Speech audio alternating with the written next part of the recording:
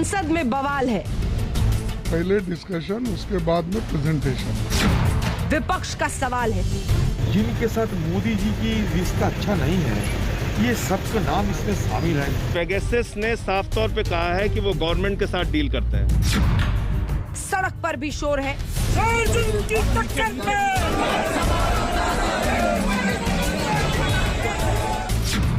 सियासत घनघोर है। बताए कौन है ये सरकार, कब क्या एग्रीमेंट किया उनके साथ? कांग्रेस के पूर्व अध्यक्ष से लेके बड़े बड़े पत्रकार, बड़े नेता, बड़े इंडस्ट्रियलिस्ट का फोन टेपिंग हुआ है, ये हकीकत है। जासूसी कांड पर खिंची है तलवार।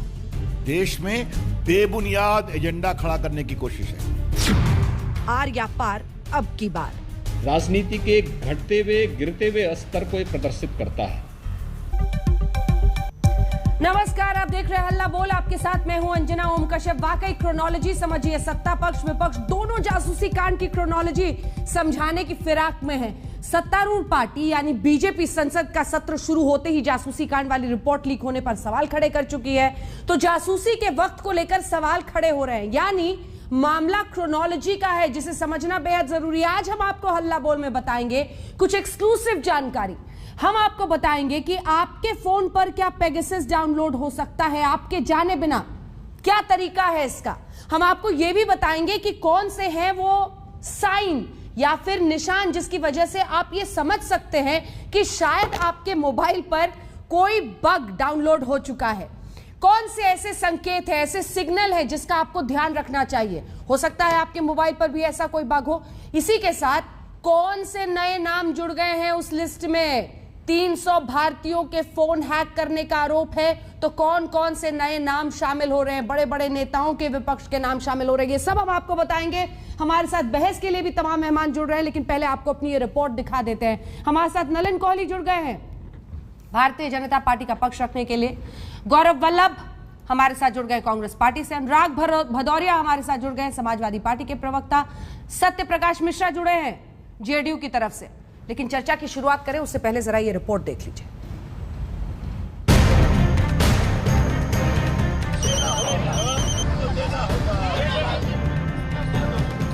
देश की संसद में बवाल है। जासूसी कांड के हो हल्ला ने पूरी सियासत को झकझोर दिया। आज दूसरे दिन जितना आक्रामक विपक्ष था, उसी अंदाज में बीजेपी भी दाना पानी लेकर विपक्ष पर टूट पड़ी है। विपक्ष से मोदी सरकार का जासूसी तंत्र बता रहा है और बीजेपी कह रही है कि यह साजिश है। संसद सत्र के पहले दिन ये लीक संयोग नहीं, प्रयोग है।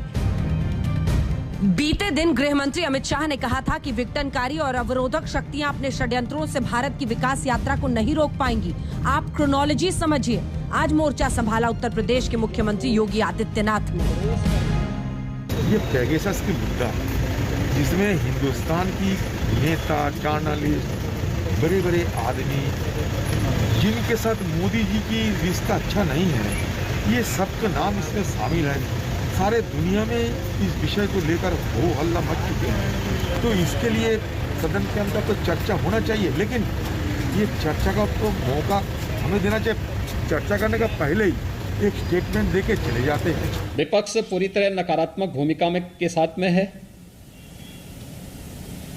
और उन अंतर्राष्ट्रीय साजिशों का शिकार जाने अनजाने में हो रहा है, जो अंतर्राष्ट्रीय साजिश किसी न किसी रूप में भारत को अस्थिर करना चाहते हैं। योगी आदित्यनाथ यहीं नहीं रुके। उन्होंने साजिश की कड़ियों को ट्रंप दौरे पर पहुंचा दिया। कहा, देश के यशस्वी नेतृत्व को बदनाम करने के विपक्ष के मकसद का ये पहला मौका नहीं है। 2020 में अमेरिकी राष्ट्रपति के भारत दौरे के दौरान दिल्ली में हुआ दंगा भी ऐसी ही एक साजिश का हिस्सा था। अमेरिका के राष्ट्रपति की भारत विजिट के दौरान उनके दिल्ली पहुंचने के साथ ही दिल्ली के अंदर हुआ भीषण दंगा क्या एक साजिश का हिस्सा नहीं था? हम तो क्रोनोलॉजी समझ रहे हैं। मैं तो अमित शाह जी से कहना चाहता हूं कि आप इसकी क्रोनोलॉजी समझिए, क्योंकि ये 2017 और 2019 के बीच में इस्तेमाल हुआ था। अच्छा, पेगासस का इस्तेमाल आप कर सकते हो किसके खिलाफ? टेररिस्ट के खिलाफ, कोई ड्रगिस्ट के खिलाफ, कोई इंटरनेशनल कंस्पिरेसी में आपको अगर कुछ सूचना लेनी हो तो उसके खिलाफ, तो क्या आप लोग टेररिस्ट हो? जर्नलिस्ट जिसके खिलाफ जिस सूची बनी हुई थी, क्या आप टेररिस्ट हो? क्या एकेडमिक्स टेररिस्ट हैं? दरअसल सूत्रों के हवाले से जानकारी आई है कि प्रधानमंत्री नरेंद्र मोदी चाहते हैं कि सरकार और पार्टी विपक्ष की साजिश को जनता के सामने रखे।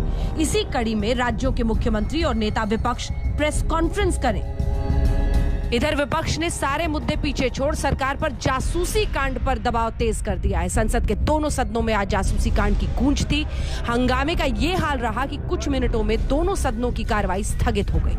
पेगासस ने साफ तौर पे कहा है कि वो गवर्नमेंट के साथ डील करते हैं, तो उसकी इस गवर्नमेंट के साथ क्या डील हुई ये तो इन्वेस्टिगेशन में पता चलेगा। इसकी एक प्रॉपर इन्वेस्टिगेशन होनी चाहिए, सुप्रीम कोर्ट मॉनिटर्ड इन्वेस्टिगेशन होनी चाहिए, तब दूध का दूध पानी का पानी हो पाएगा। पेगासस का सॉफ्टवेयर स्पाईवेयर जो कंपनी जो चलाती है उसकी स्पष्ट ये घोषणा है कि सिर्फ सरकारों के साथ डील करती है। तो बताएं कौन है ये सरकार, कब क्या एग्रीमेंट किया उनके साथ और किसके ऊपर ये जासूसी कर रही है। अश्विनी जी, प्रहलाद पटेल, उनका भी नाम आया है, तो उनकी भी जासूसी हो रही थी। ये हमारे लिए बहुत ही चिंता की बात है कि उसी विभाग के मंत्री है और उनकी जासूसी हो रही है। प्रधानमंत्री, गृह मंत्री की जिम्मेदारी है कि देश के सामने आकर सच बताए। तो संजय राउत बीजेपी को घेर रहे हैं जासूसी कांड पर। बोले कोई हमारा फोन सुन रहा है, कोई हमारा पीछा कर रहा है, निजी गतिविधियों पर रखी जा रही है नजर। विपक्ष में होती बीजेपी तो खड़ा कर देती हंगामा। तो महाराष्ट्र में नेता विपक्ष देवेंद्र फडणवीस उतर गए अपनी सरकार के डिफेंस में। अगर आज किसी और सरकार होती और भारतीय जनता पार्टी विपक्ष में होती तो उनकी क्या भूमिका रहती? पूरे देश में हंगामा खड़ा कर देते, सदन चलने नहीं देते। संसद के अधिवेशन को डिरेल करना ये बिल्कुल गलत बात है और मुझे लगता है कि एक जो भारत के लोकतंत्र के खिलाफ अंतर्राष्ट्रीय षड्यंत्र चल रहा है उसको एक प्रकार से मदद करने का काम इस प्रकार की कार्रवाई से होगा और इसलिए विपक्ष से भी हम मांग करते हैं कि संसद का सत्र वो चलने दे। जासूसी कांड की लिस्ट में विपक्ष के बड़े बड़े नेताओं के नाम आने से मामला बढ़ता चला जा रहा है। एक तरफ कांग्रेस पार्टी ने राहुल गांधी के फोन हैक पर सरकार को घेरा, तो दूसरी तरफ ममता बनर्जी के चुनावी रणनीतिकार प्रशांत किशोर और भतीजे अभिषेक बनर्जी का नाम आने से टीएमसी तिलमिलाई हुई है। फोन टैपिंग पर संसद परिसर में टीएमसी ने गांधी प्रतिमा के पास अनोखा विरोध प्रदर्शन किया। सभी एक दूसरे का फोन सुनने लगे।